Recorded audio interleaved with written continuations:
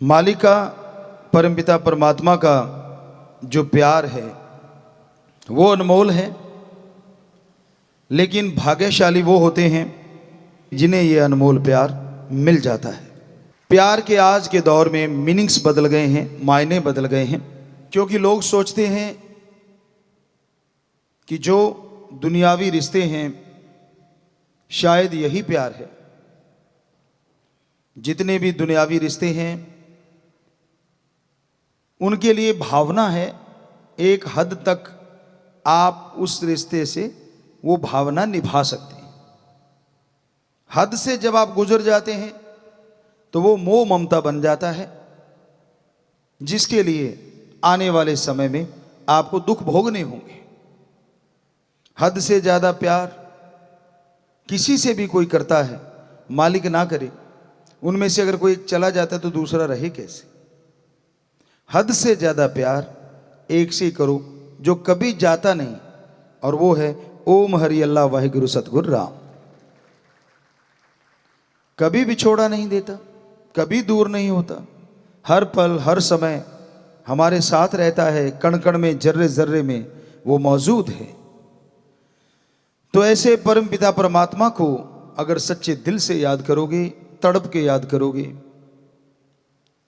तो उससे एक बार तार जुड़ गई, वो तार टूटती नहीं। चाहे काम वासना क्रोध लोभ मोह अहंकार मन माया कितना भी जोर लगा लें, वो तार इतनी जबरदस्त तरीके से जुड़ती है, उसके लिए दुनिया या ये सातों चोर कोई मायने नहीं रखते। पर इसके लिए पहले अभ्यास जरूरी है, सुमरन करना जरूरी है। तो आप जब भी आपको समय मिले कोशिश कीजिएगा, एकांत में या अपने कमरे में डिम लाइट, अगर अंधकार में आपको डर नहीं या ऐसा फील नहीं होता कुछ, तो बिल्कुल अंधेरे में आप बैठे, पालथी मार के जैसे आप बैठे हो, अपना ध्यान यहां जमा के और सुमरन कीजिए। बड़ा मजा आता है। कई बार होता है क्या और भी सॉल्यूशन है।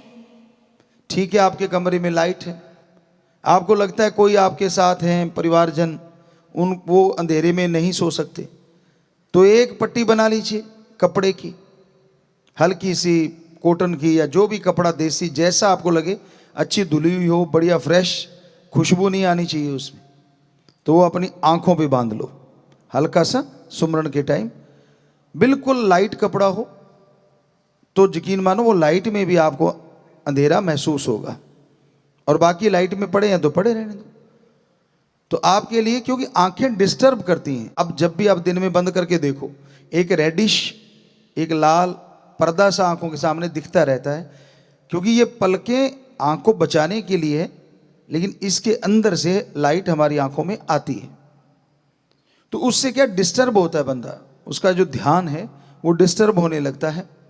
तो जो साधक हैं, जो समाधि में जाना चाहते हैं, वो ओम दाता रहबर एक होते हुए खंडों ब्रह्मंडों में सैकड़ों त्रिलोकियों में वो रहता है।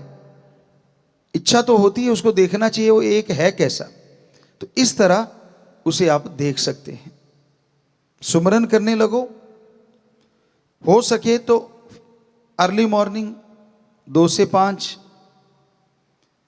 जिसे ब्रह्म मुहूर्त कहा गया है। अलग अलग धर्मों में अलग अलग नाम है। अमृत बेला, बांगे वक्त, फर्ज, गॉड्स प्रेयर टाइम, तो ये सारे अलग अलग पवित्र धर्मों में नाम दिए गए हैं सुबह के समय के। और नासा साइंस केंद्र कहता है ऑक्सीजन प्योर एंड मोर होती है कि early morning between 2 to 5 oxygen pure and more. If you do the practical method of meditation, then your soul power awake and up upside. Soul power, आत्मिक शक्तियां आपके अंदर बहुत ज्यादा हैं। सुना होगा आपने कि संत उड़ा करते थे, उसका मतलब यह नहीं है कि वो पंख लगा के बॉडी समेत उड़ जाते थे। जो रूहानी संत होता है, सूफी संत होता है, बॉडी वहीं रहती है, लेकिन आत्मिक तौर पे वो खंडों ब्रह्मंडों को पार करके परमपिता परमात्मा से जुड़ा रहता है। एक किसी महापुरुष की हमें बात याद आती है कि उसने कुछ मांगा अपने सदगुरु से सत्संग में बैठे बैठे, और हाथों हाथ पूरा हुआ। तो उस मुर्शिद के पास जाके वो मुरीद बोला, गुरु के पास शिष्य गया और बोला, हे गुरु जी, आज मेरे साथ ऐसा हुआ, मैंने ये चीज मांगी, मुझे पल में मिली, पहले नहीं हुआ। तो गुरु जी मुस्कुराए, कहने लगे, बेटा पहले तेरा सुमरन उतना नहीं था, दूसरी बात तेरा ध्यान एकाग्र नहीं था, कौन आया, कैसा बैठा है, कपड़े कैसे हैं, खास करके बेटियों को बहुत होता है, बेटे भी खैर आज नेक टू नेक मुकाबला है, ऐसा तो नहीं है, तो वो चेक करते रहते हैं, अच्छा कौन कैसे बैठा, अरे भाई तू बैठ गया, दूसरे से क्या लेना है, लिब लगाना भगवान के साथ, पर इसी में निकल, अच्छा कौन सा कपड़ा, कितने रुपए का, बहनों में ये चल पड़ता है। तो कहने लगे आपने ध्यान उधर से हटा के अब सतगुरु के चरणों में जोड़ा है। और कहता गुरुजी फिर आज एकदम से कैसे पूरा हुआ, क्योंकि कहते तू साधक है। गुरु कहने लगे आज तूने एकाग्र चित्त से सत्संग सुना, देखता रहा, और जब तू मांग रहा था तब हमारा ख्याल और हमारा हाथ अपने ओम हरि अल्लाह राम से जुड़ा हुआ था, इसलिए तूने जो मांगा डायरेक्ट मिल गया। अब सोचो आप, छोटी बात नहीं है ये। सत्संग में आके बैठते हो, अगर आपके अंदर विचारों का तूफान यूं ही चलता रहता है, एकाग्र चित्त होके सुनते नहीं, तो फकीरों का तो ध्यान मालिक से जुड़ा रहता है। आपको बताया कि आपसे बातें कर रहे हैं, व्याख्या कर रहे हैं, लेकिन सिक्स सेंस कह लो या अंतर ध्यान कह लो, वो मालिक से जुड़ा रहता है। और जब मालिक की चर्चा होती है तो मालिक आपके अंदर तो है ही, लेकिन फिर वो जाहरा तौर पे भी घूमता होता, सबको आशीर्वाद देता है, और जैसी भावना वैसा फल मिलता रहता है। इसलिए जब सत्संग सुनने लगो, ये पूरा ध्यान रखा करो कि और विचार ना आने पाए, और ख्याल ना आने पाए, क्योंकि विचारों का पुलिंदा विचार हमेशा चलते रहते हैं।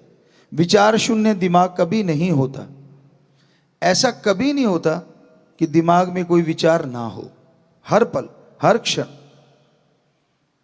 पर गुरु से क्या छुपाना। संत अगर कभी भी कह दे कि बोल बेटा क्या है, तो उस समय पता नहीं उनका मूड क्या होता है।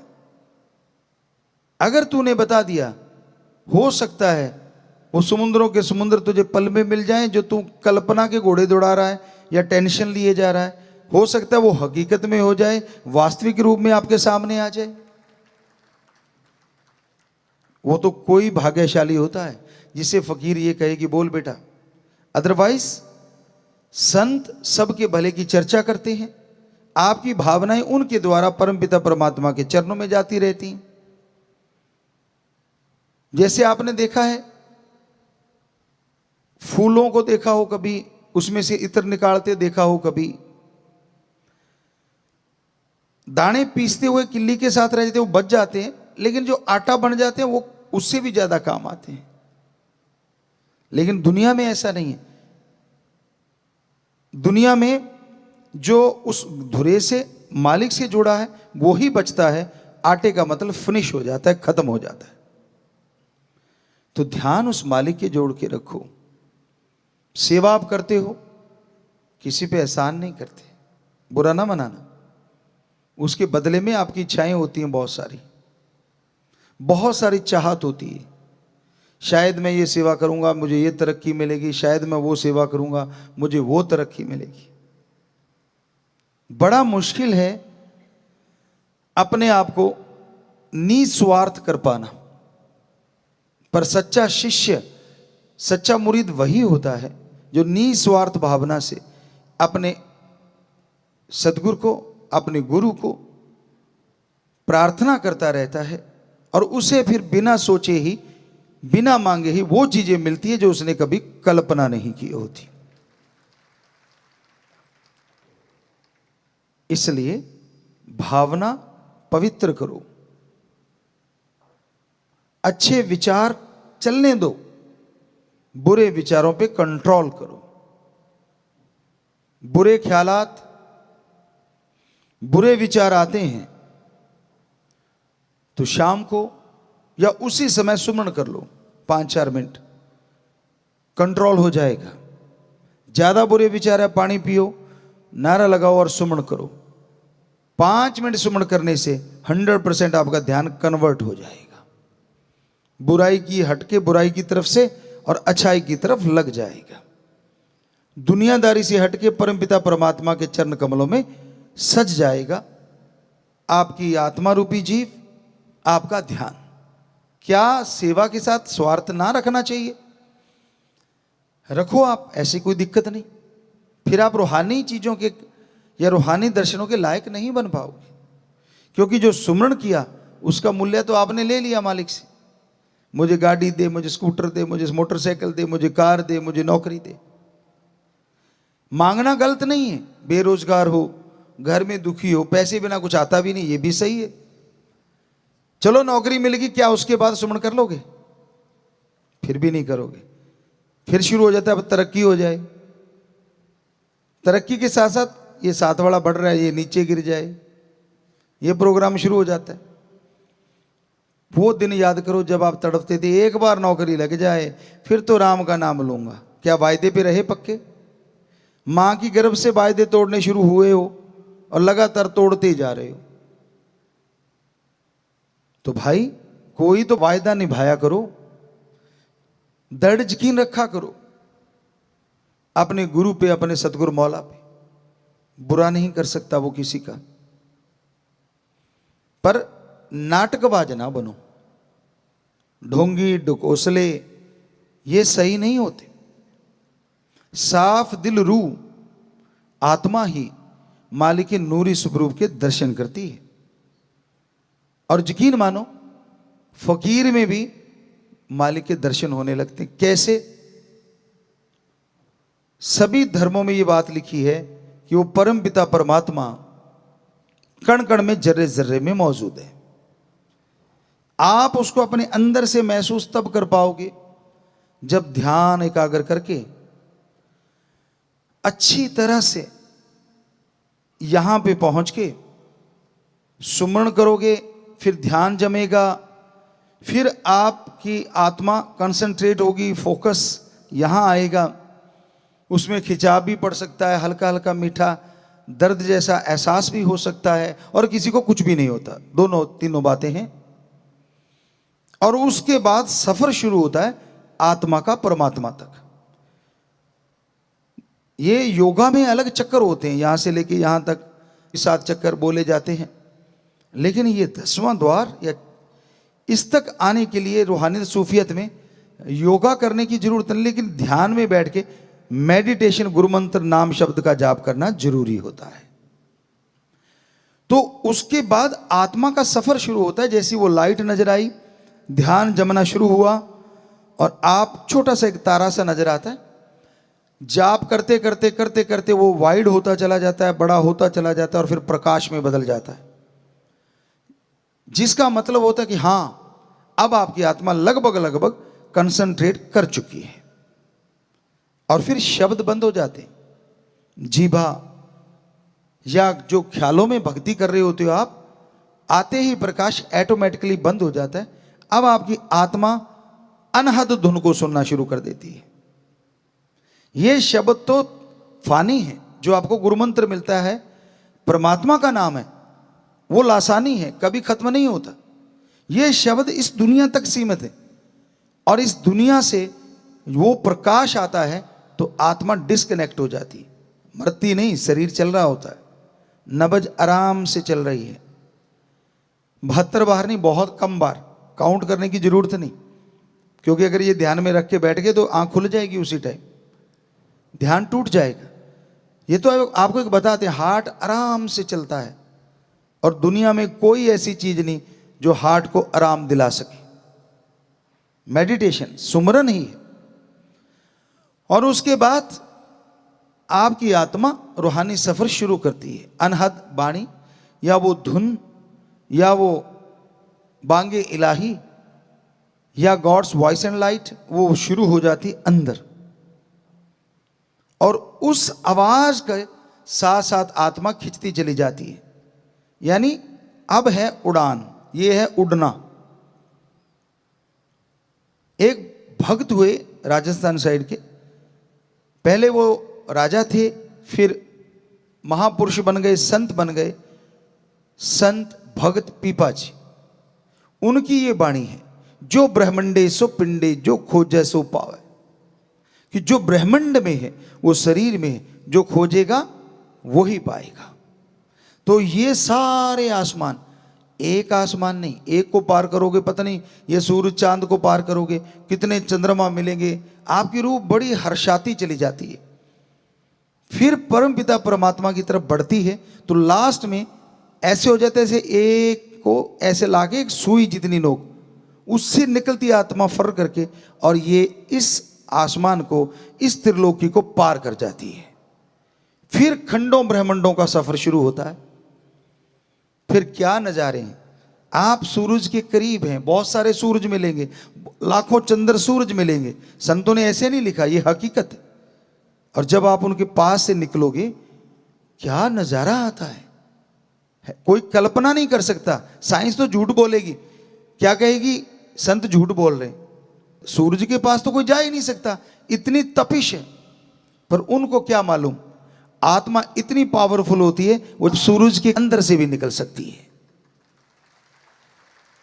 ये कैसे पॉसिबल है? क्योंकि आत्मा कौन सा ड्रिल मशीन है जो सूरज से छेद करके निकल जाए।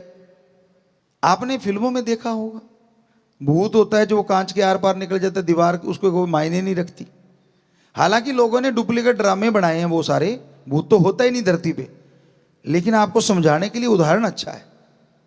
आपने वो देखा होगा, एक भूत है, बंदे अंदर बैठे, कब आ गया वो दीवार से पार निकलता, आदमी नहीं निकल पाता। तो ऐसे ही आत्मा होती है, जो प्रभु का नाम जपते तो उसमें इतनी ताकत आ जाती है कि वो कई सूरजों से बढ़ के उसमें प्रकाशमय हो जाता है। तो ये छोटे मोटे सूरज उसके लिए क्या मायने रखते हैं, उनके अंदर से निकलती है, पास से जा सकती है, इतनी पावरफुल हो जाती है। और उसको तपिश तो क्या, हर चीज में ठंडक एहसास होता है। और यूं करते करते लाखों चंद्र नक्षत्र ग्रह के पास से गुजरती हुई आत्मा फिर सारी त्रिलोकियों को त्याग के, सारे ब्रह्मांड को त्याग के, तब भी सुई जितनी नोक उसमें से आत्मा निकलती है।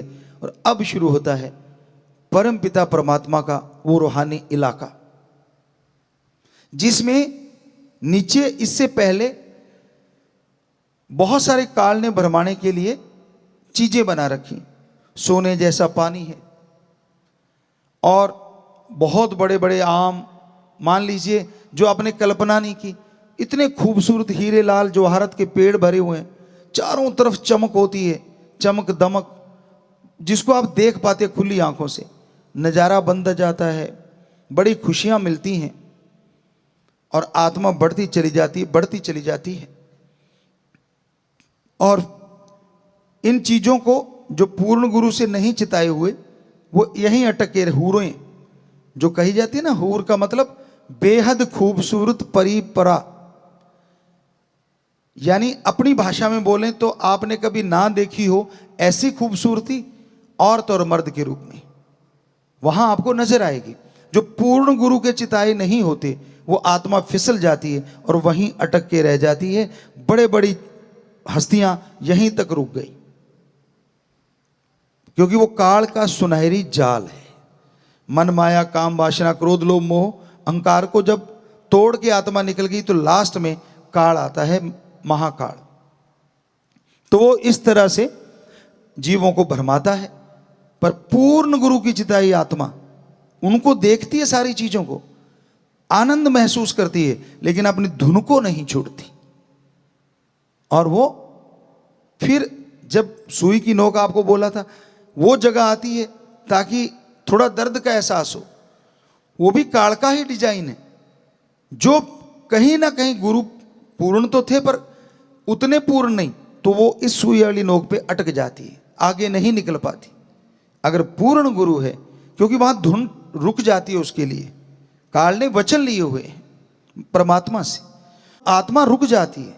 लेकिन जो भक्ति करके सारे पाप गुना त्याग के सतगुरु से जुड़ता और दृढ़ यकीन रखता है, उसकी आत्मा के लिए धुन बंद नहीं हो सकती। और उस धुन के सहारे वो सुई की नोक से निकलती है। तो ये मालिका अब आ गया रूहानी पड़ाव। वो था काल की नगरी, लेकिन मालिक का दायरा वहां से शुरू होता है। काल की नगरी तो सारी त्रिलोकियां उसने बनाई, बुत तो उसने बनाए, जान परमात्मा ने डाली। तो अब ये आता है निज धाम सचखंड सतलोक अनामी सतनामी, ऐसा देश जिसकी आप कल्पना नहीं कर सकते। दुनिया में जितने भी लोग, आप आदमी को ले लें कि जितने भी आदमी हैं सबकी चॉइस अलग अलग होती है, टेस्ट अलग अलग होता है, मीठा कड़वा नमकीन चीजें पसंद होती हैं। पर वहां पहुंचते ही ऐसा नजारा बनता है, कैसा भी आपका टेस्ट है उससे अरबों गुना बढ़ के वो टेस्ट आपको वहां आनंद के रूप में पैदा होता है। और फिर वो स्थिति आती है परमानंद की। अब पूर्ण गुरु है, पूर्ण सतगुरु फकीर है, तो मालिक को सबसे पहले उस रूह को उस रूप में रूहानी दर्शन देने होते हैं। तो आपने सुना, अभी तो बहुत पढ़ा है लेकिन इतना ही काफी है। अगर कर पाओ तो यहां चढ़ाई करने के लिए इतना कुछ करना है। और दूसरी तरफ बचनों के पक्के, दृढ़ यकीन, एकाग्र चित्त, मीठा बोलना, स्वभाव के अंदर नरमी, ये चीजें लेके आगे दीनता नम्रता, ना गाली गलोच, हाथ जोड़ के बात करो। हम तो सबके करते, हम तो नौकरों के नौकर है ना। कोई जिम्मेवारी मिल गई या कुछ पदवी मिल गई या डिग्रियां मिल गई या कोई ओहदा मिल गया तो उसको लगता है नहीं मैं कुछ और बन गया। एक कहावत है, हम कुछ और बन गए जी, हम वो नहीं रहे। पंजाबी च कहते असीं हुण होर बन गए जी। सो होर क्या बन गए आप? इंसानियत तो मरनी नहीं चाहिए ना। तो दीनता नम्रता हो, तीन वचनों का पक्का हो, दृढ़ यकीन रखता हो अपने सदगुरु मौला पे। ये नहीं जब सामने है तो हाँ जी हाँ जी हाँ जी हाँ जी, और थोड़ी पीठ घुमाई तो मन मते, इधर भी जा रहा है उधर भी जा रहा है, ये भी कर रहा है वो भी कर रहा है, पता नहीं क्या क्या। वो तो आप जानते हैं आप क्या करते हैं। संत झूठ नहीं बोलते, गला कटवा सकते, झूठ नहीं बोल सकते। तो सच यही है कि ये सारी चीजें त्याग के जब आप अपने सदगुरु पे 100% दृढ़ यकीन कर लेते हैं कि वो अनजाने में भी कोई वचन कर दे तो उसमें राज होता है। जब ये स्थिति आ जाती है और फिर सत्संग में आके बैठो, ध्यान जमा के रखो और एक एक बात को कानों में उतारते चले जाओ। वो जो चढ़ाई में इतना समय लगा था, हो सकता है परमपिता परमात्मा आपके गुरु के रूप में आपको रूहानी दर्शन दे दे एक पल में। अब दो ही रास्ते हैं, एक समाधि लगा के सुन समाधि में जाओ, उसके लिए हो सकता है पता नहीं कितना टाइम लगे। और ये बड़ा आसान तो ये भी नहीं है कि तीन वचनों पे दृढ़ यकीन करना है, विश्वास रखना है, तीन वचनों को काटना नहीं है। निगाह से भी कोशिश करो ना कटें, ख्यालों से भी ना कटें। चलो ख्याल कंट्रोल में तब तक नहीं जब तक सुन समाधि में नहीं जाते। उसके लिए बोल दिया 5 मिनट सुमन करो। पर जब सत्संग में आके बैठो, एकाग्र चित्त, ध्यान जमा हो और कान खुले हों, ओपन माइंड ना कि नैरो माइंड। तंग दिली से मत बैठो, खुले दिमाग से बैठो। सुनेंगे ध्यान से, मानेंगे और ध्यान जमा के रखो। पता नहीं कौन सा वो पल आ जाए जब आपके संत पीर फकीर में परमपिता परमात्मा जाहिर नजर आ जाए। कितना आसान तरीका है। हम तो हमेशा आके ये नजारा ही देखा करते थे। ये नहीं आपको कहेंगे हम सुमन नहीं करते, वो तो सतगुरु जन्म से ही उन्होंने जोड़ा हुआ था, वो एक अलग चीज है। 5-6 साल के तो हम वैसे ही जुड़ गए थे, 6 साल के में भी। तो कहने का मतलब सुमन तो करते ही थे, समाधि में जाते ही थे, सब कुछ ये तभी तो एहसास किया, पर जब बेपरवाह जी के सामने आते थे तो ये नहीं होता था, बस एक टक उनको देखना। आपको कहते कभी कभी, हमारा तो बैठते कनेक्शन स्टार्ट हो जाता था और जुड़ा ही रहता था।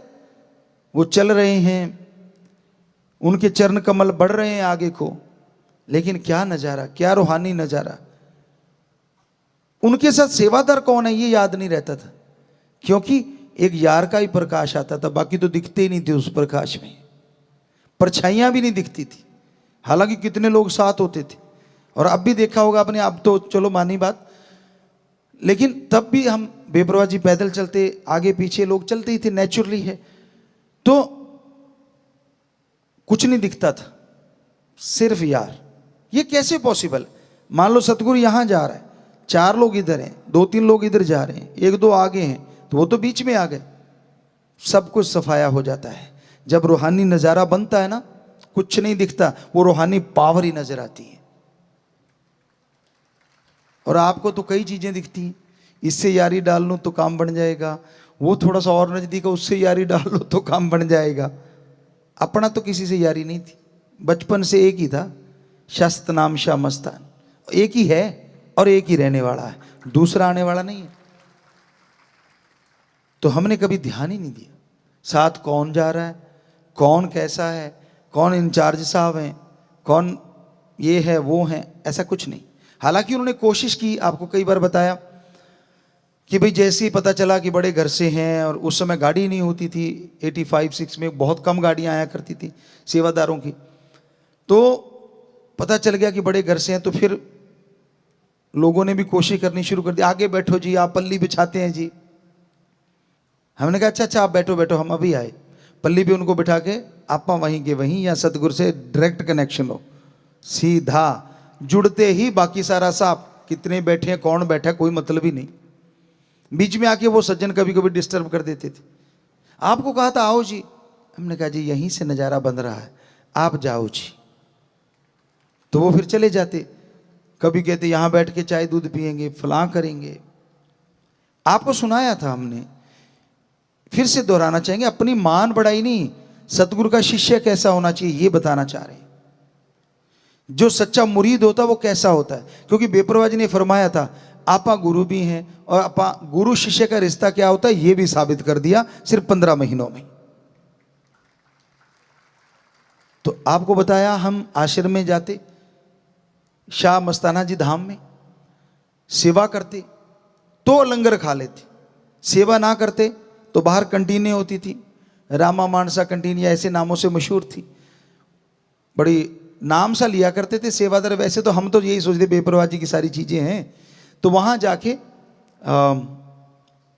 वो सोडे में एक दूध बनाया में होता था, मिल्क शेक वगैरह, बड़ा स्वाद होता था, वो 1-2 पी लिए। ठंडा होता था तो गर्मी में आए तो वो पी लिए, अदरवाइज वहाँ से कुछ ब्रेड पकौड़ा बना करते थे, ऐसी कुछ चीज़ें होती थी, वो खाई अपनी रोटी की छुट्टी, और बस शौकीन ही दूध के थे, और दूध प्योर मिलता था, बढ़िया था। बेपरवाह जी का तो पानी भी दूध से अमृत बन जाता है, पीने की भावना होनी चाहिए। तो अंदर का लंगर नहीं खाते थे, कारण था कि आज सेवा नहीं की। आप जरा सोचिए, आप कह रहे हैं हमने कुर्बानी दी है, आप क्या क्या खाते हैं और उसके बदले में आश्रम को क्या क्या लौटाते हैं? कभी सोचा है? कभी ये इस बारे में विचार किया है? गुरु कमी नहीं छोड़ता, वो तो दातें भी बख्शेगा, खान पान की कमी नहीं बख्शेगा, लेकिन खा पी के सोते रहे तो ये मामला यहां तक आ जाएगा, और फिर रोग बीमारियां लगेंगी। अच्छा है सेवा करो फिर खाओ, या खा के सेवा कर लो, कोई फर्क नहीं पड़ता, पर अगर आप जितना खा रहे हो उतनी सेवा में लुटा नहीं पा रहे, तो जरा कल्पना तो करके देखो आप कर क्या रहे हो। अपनी बंदगी खत्म कर रहे हो, भक्ति कट रही है। और छोड़ो, हमारे बापूजी, एक छोटी सी बात उनकी ख्याल में आई, हमने 9 साल की उम्र में सारा काम धंधा संभाल लिया था, तो उस समय हमने कहा था कि आपने खेत में काम नहीं करना, और 4 नौकर, जिन्हें लोग आप नौकर कहते हो, हम साथी कहते थे, क्योंकि उनका नाम लेके बुलाना, और उनको कहते थे कि लोग निम्न वर्ग से कह लीजिए या किसी वर्ग से कह लीजिए हमारे साथ होते थे, तो लोग उनको टीच करते थे, गलत बोलते थे, और हम उनको कहते थे आप हमें मामा कहो। गलत रिश्ता नहीं, मामा, मां का भाई। मां का देवर जेठ बनते हैं लोग सारे, मां का भाई कोई नहीं बनता। हम बनते थे कि मामा बोलो, तो वो मामा ही कहते थे। तो उनको हमने बोला कि 9 साल की उम्र में, उनकी 15-16 थी, एक तो आज भी है वो ज्यों का त्यों वहां सेवा कर रहा है। तो उसको हम उन सभी को कहते कि अगर बापूजी इधर आ जाए ना, काम नहीं करने देना। कहते हम कैसे रोकेंगे, बड़े हैं वो तो। हमने कहा यार आपा करना है काम, उनको अब वो देखें बताएं, वो बता दिया करो, आपा वैसा कर लेंगे, लेकिन काम नहीं करने देना। अब हमारे बापूजी तो काम बहुत ज्यादा करते थे, फादर साहब। अब उनको एकदम काम छूट गया तो थोड़ा अजीब लगता है। तो हम स्कूल जाते, अब स्कूल की तो पता है कि छुट्टी, रिसेस टाइम, ये वो सारा उनको पता था कि इतने बजे तक फ्री होंगे। तो वो खाना खुना लेके जाते और वहाँ जैसे डौल बांध रहे होते, बट्टा पाਉਂਦੇ, पंजाबी च कहते बट्टा पाਉਣੀਆਂ, जिंदरी नाल। वो एक होता है, एक दबाता और 2 लोग खींचते हैं, तो वो डौल बनती चली जाती है। तो लग जाते जाके, अच्छा क्यारे बनाने, आ जाओ, कस्सी चलानी, आ जाओ। वो लगे होते और एक आदमी को टीले के ऊपर खड़ा कर देते। कहते अगर वो आ रहा हो ना, हमें कहते बता देना। और जब भी हम पहुंचते, झट से जाके छाया के नीचे आराम से बैठे होते। हमने कहा अच्छा आप आराम कर रहे हो, 4 पे डाली होती। हाँ कहते हाँ हाँ सारे बच्चे बढ़िया काम कर। हमने आपने तो ना ना, मैंने हाथ धोए होते, सारा ऐसे जूते जाते झाड़ के साफ करके बैठे होते। हमने कहा हाँ आपने कुछ नहीं किया। कहते ना, हमने ठीक है, हम कुछ नहीं करते। जाते यहाँ डौलबंदी होती थी। हमने कहा ये सीधे वाला पैर लीलू, एक लड़के का नाम था, या और बच्चे थे, उन सबको ये तेरा पैर तो हो नहीं सकता, इसका मतलब। कहते नहीं नहीं मेरा ही पैर है। बेचारे नो, वो बच्चे कहते, कई चुप हो जाते। तो हम तो जानते थे कि फादर साहब के पैर का निशान है, कि वो बिल्कुल सीधा चलते थे, थोड़ा सा हल्का सा नहीं तो सीधा ही थे। तो हम उनके पास जाके बैठ जाते। हमने कहा अच्छा जी आपने कुछ ही नहीं किया। कहते तू सारा देखा है, अब छुपाऊं क्या। तो हम हंस पड़ते। तो हमने कहा फिर अब ऐसे चलो शुक्र है आप बैठे थे, दिल में सोचा, लगे रहते तो कौन सा हम हटा लेते, अंदर से सोचते। तो हमने कहा फिर, कहते बेटा असली बात ये है, मैं जितनी रोटी खाता हूं ना, उतनी अगर यहां मेहनत नहीं करूंगा तो वो रोटी मेरे हजम नहीं होती।